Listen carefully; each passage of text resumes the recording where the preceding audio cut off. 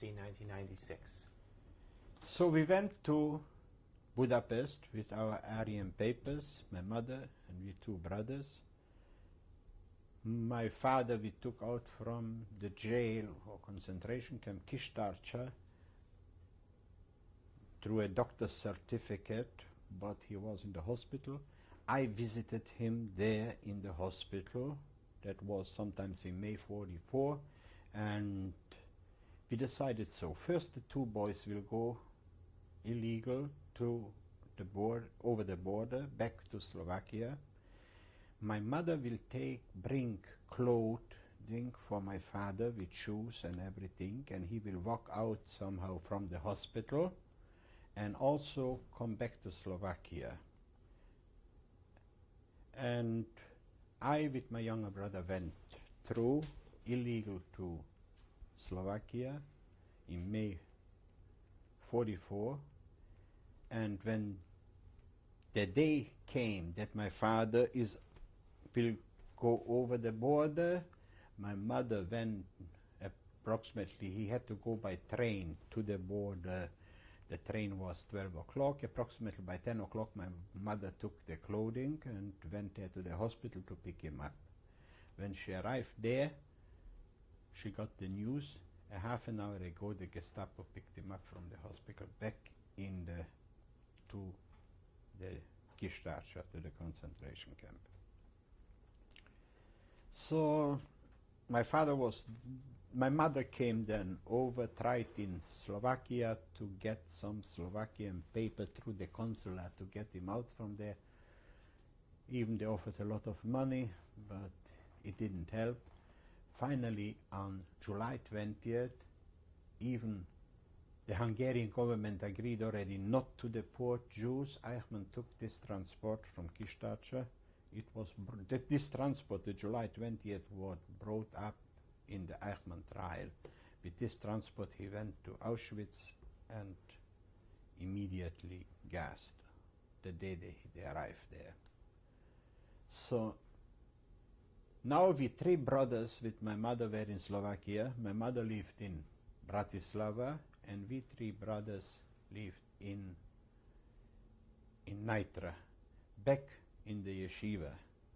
And we learned, and that I mentioned already, the rabbi told me I should learn with two boys, younger boys, so I had to full intensive learning with them. And there was very quiet in Slovakia at that time. Again, nobody bothered the Jews anymore. When it started the partisan rebellion, then it was end of September, or that means beginning of September started the thing, but it became, the German army came into Slovakia and we left Nitra, the yeshiva, and we went to Bratislava. All three brothers and my mother. We bought Aryan papers, not this what we used in Hungary, because they weren't valid in Slovakia. We had to buy now new to be able to live there in Slovakia as Aryan people, and we rented a villa. Means we figured out we had a couple of choices, or we had Aryans who would take us in and they knew we are Jews. But it's a risky business because sometimes the Aryan went to the police, to the Gestapo or whatever, and he told them, pick up the Jews. You couldn't trust them, or we didn't want it to trust, so we rather was advertised the empty villa for rent. We didn't, that means we had only a landlord. He didn't have to know who. We showed him the papers. It was good enough for him. And the papers were schwarze papers, black papers, but for him it was good enough. And when came approximately end of September, they took already all the Jews from Slovakia. But we were already in this place, living there, and so we survived there additional 4 weeks. To mention again that my uncle, Frank Horney, he paid for this, for the rent and for everything what we needed. And my mother had a cousin in Košice. When it started deportation in Košice, he, with his wife and 2 children, was also brought over in Slovakia. And he lived there in Slovakia. So he came with us to this villa, also with false papers. Later on, another 2 boys joined us there, also from my uncle, a brother-in-law with his friend. They catch them in end of September. They took them to Auschwitz. They jumped the train and survived. And from there, they didn't have no address where to go, but they remembered that our address, and they came to us. So we were there, 2 families. So it's my mother and 3 boys, the cousin and his wife and 2 children, and now these two boys. And that we were hiding. On October 28, there was inspection, house-to-house inspection, and everybody had to show them their papers, definitely enough. They didn't recognize, they didn't accept our papers for good enough, and they took us all in. Again, in Pressburg, they took us to this Edlower Chest. That was the apartment where I was born. We slept there over a night or 2, I don't remember exactly how. From there they took us to Seret. Seret was a sort of camp in Slovakia where they a collecting camp, where they collected the people. When they had enough for a transport, they pushed them off. So I remember they catched us on October 28th. November 3rd, we were already in Auschwitz, arrived. We were the last transport in Auschwitz. After us, nobody came. Only by time of evacuation, they brought their paper. That was in January 45. But no transport from outside what they brought in. And the crematorium, the gas chambers were working only till October the 30th. November 1st, Mengele wasn't there anymore. When we arrived, November 3rd, they took us in. They didn't took us away nothing. With our clothes, food, whatever we brought along, we took it in the barracks, families together, and we had enough food. What we ate, we didn't even took the food from the camp because we had packed with food everything in. So we really, they took us in, we did, and those inmates who told us they can't understand what goes on because up to our transport there was a selection. Gas chambers, crematorium, and finally they see something, old people's, children in the camp, and nobody touched. First we were very skeptical, it will start tomorrow, after tomorrow again, or who knows what. But after a week we got already the rumors that we will be safe there. And they need us, expecting the Russian will come in. So, you know, rumors are going around and so on. And really it was the truth. The Russians are coming in and they want to show when they will arrive in Auschwitz that they have children and old people. They should confuse them. And really we were on our own, with our own clothing, which we brought along, till November the 16th. November the 16th, they took us into the sauna. They took us away everything. They separated women and men. and we became like regular Auschwitz inmates.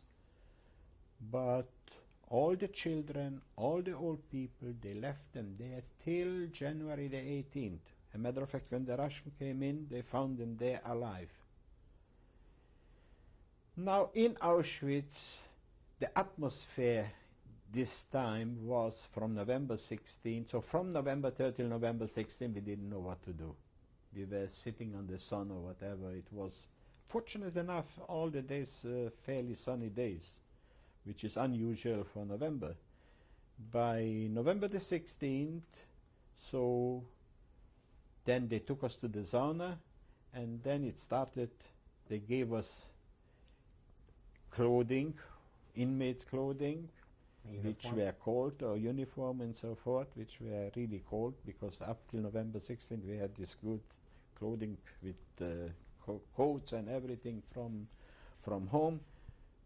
That time with our food, what we brought along, and it was just till November 16th it lasted. Matter of fact, even if they wouldn't have taken us, there wasn't what to take any more food from us, because we ate them up. And we had to start to eat the food from the camp.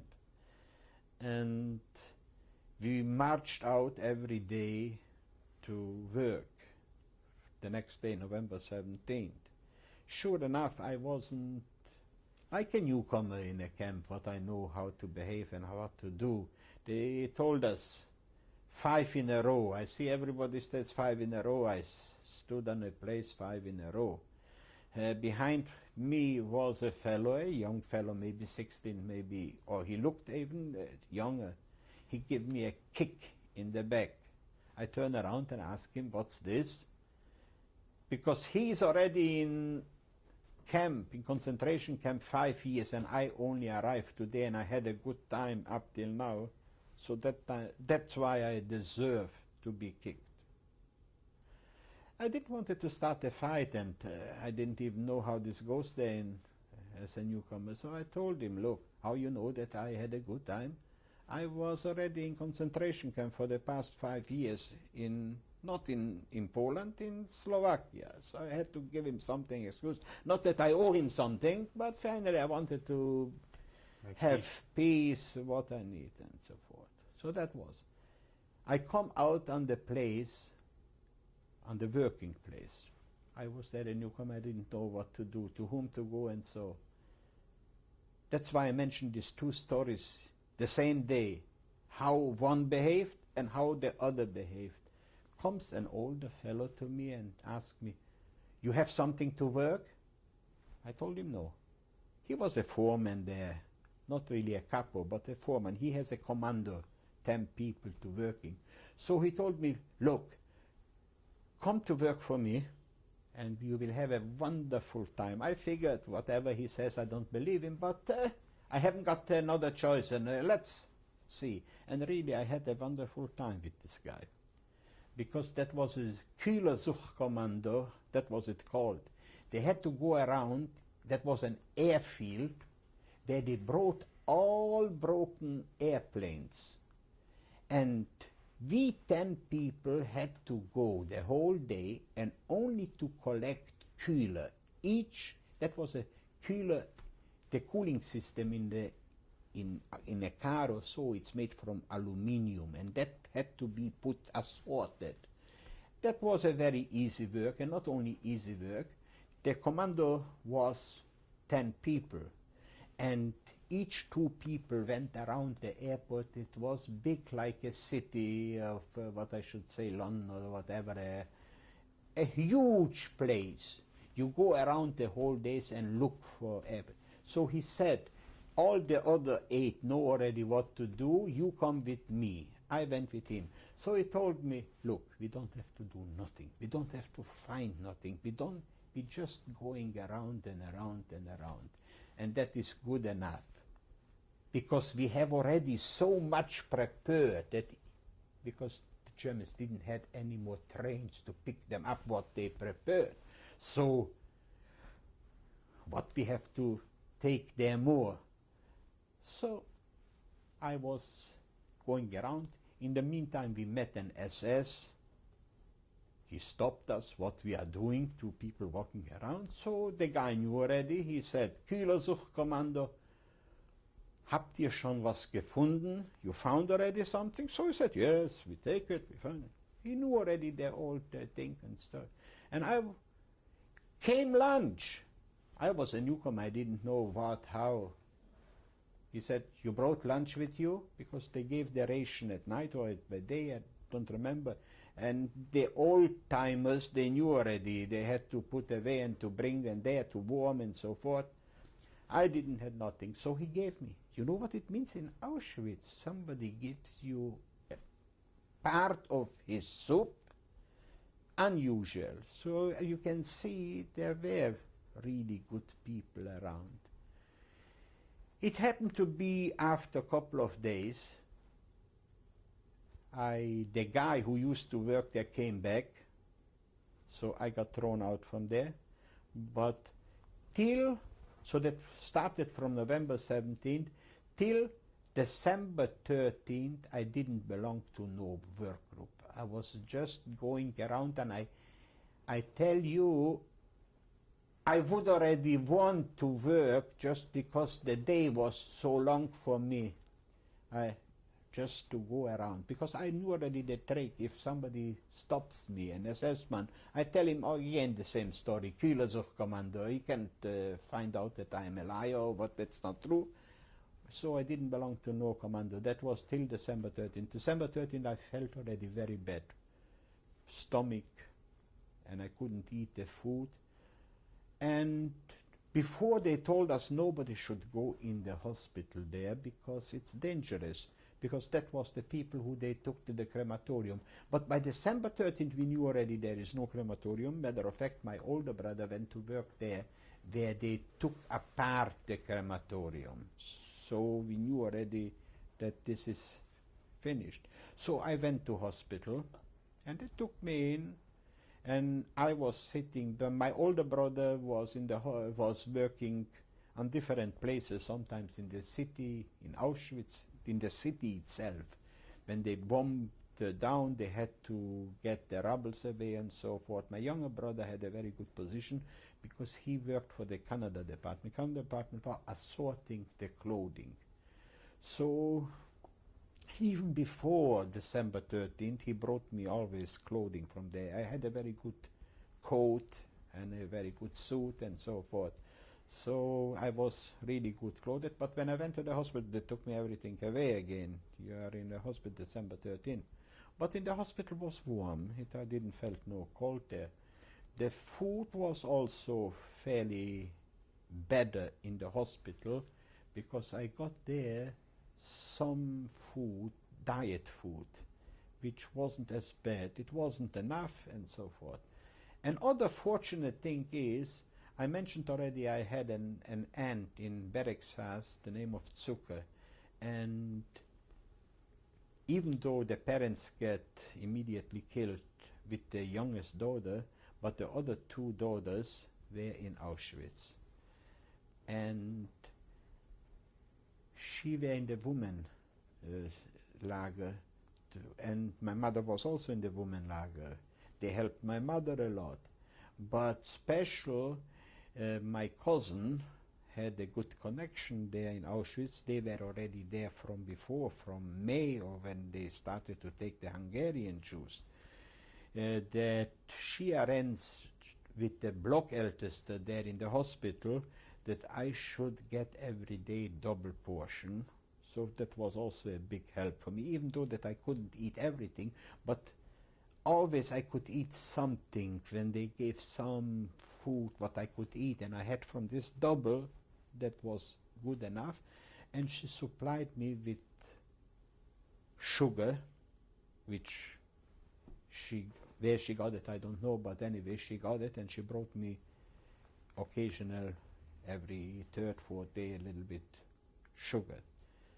That was, I could eat them, and it was something, a supplement and nourishment. So after 4 weeks, January 13th, rumors went out that they start to evacuate, the Russians are coming. I went to the doctor, and the rumors went, who will be able to march will taken out of Auschwitz, who will not be able to march will get killed and shot there. They will not let no Jew there for the Russians. That was the logic that time. And we didn't know other logics of the Germans. So I went, January the 13th, I went to the doctor that he should write me out of the hospital, which he did. It wasn't a big favor. That you can, to get into the hospital, you need a little protection or really to be sick, but to get out, immediately, you got it. So I was out in the hospital, and January 18th we start to march. I was really weak. I recuperated a little bit in the hospital, or I felt a little bit better. That means I wasn't nauseating and other things, but I was still very weak. My other brothers were strong, as said, so I went with my older brother January 18th, sometimes till they collected us and so forth, to start the march, the death march out of Auschwitz. My younger brother didn't made it that time in the morning because he was working in the clothing department, and that was the only, they got still to load came to pick up the clothes, so they went only a day after. So he couldn't go because he had to go to work that day. But I with my older brother, we left. My mother with the woman left also January 18th. I had a good help from my brother that he held me the whole march. And my mother got help from the two cousins what I had there, mentioned before, they helped me. They took her care because my mother also was weak, or elderly lady. But with a little help, I made it to Gleiwitz on January 19th. We slept over in Gleiwitz over a night. I lost there my brother because tremendous people in the thousands came there from all over, not only from Auschwitz, from all the rest of the concentration camps around, Buna and I don't even know the names, came there. It was so crowded at night that is impossible even to mention, that I was lying on the top of the bridge, because when I came to Gleiwitz, the first thing I didn't want nothing to eat or what, only to have a bed and finish. And I was comfortable there up, but then came additional people storming in this bed where I was lying, and other 4 people or whatever, I don't even remember, 3 or 4 people lie together. It was sticky. That is unbelievable. I wanted to get out, but how to get out from up in the people? I had to go to the toilet. I couldn't go. I made it on the top, and the guy from the bottom said, who is here shutting the coffee? He figured it's coffee. It wasn't really coffee, but anyways, it wasn't a joke, but I couldn't walk out. I was waiting only it should be morning. I was rested already, more or less, that I should get out. Really, when I see it's already morning, it must have been already 8 o'clock or was. I couldn't get out by the door, but I jumped out from the barrack by the window. That is how I got freed myself. But I couldn't find my brother anymore. And afternoon, the same day, there was a selection. What means a doctor was standing like you see in the movie Mengele, and he just showed left and right.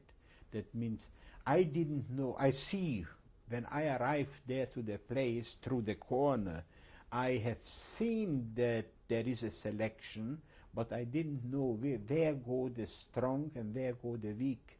I figured in front of me will go a weak person, and wherever they will put him, I will run the opposite way. So in front of me was an older person. The guy pulled him out and threw him on the right side. I ran in the left. And some SS man running after me. Maybe he didn't mean to, but he figured I'm running. Maybe if I would have walked nicely, he wouldn't take me there. But anyways, whatever it was, and he pulled me out and he put me there to the weak ones. And I figured that was the logic that time, that the weak one will be shot and the others will start marching further. But by the end, a high SS officer told us a speech that we shouldn't be afraid. That time I heard the first time from an SS officer, Gaskammern und Krematorium haben für allemal aufgehört. That doesn't exist anymore, gas chambers and crematorium. So he admitted it, so in front, matter of fact, he knew that nobody should be afraid. The only thing is we are too weak to walk. We will get in trains and so, but we didn't believe him. But we slept overnight. They put us in some barracks. We slept again at night. The next day, really, there were empty cattle trains, and they took us in the open trains to Buchenwald. So that was the end that I heard from my brothers. And my mother went with the woman march, also that march.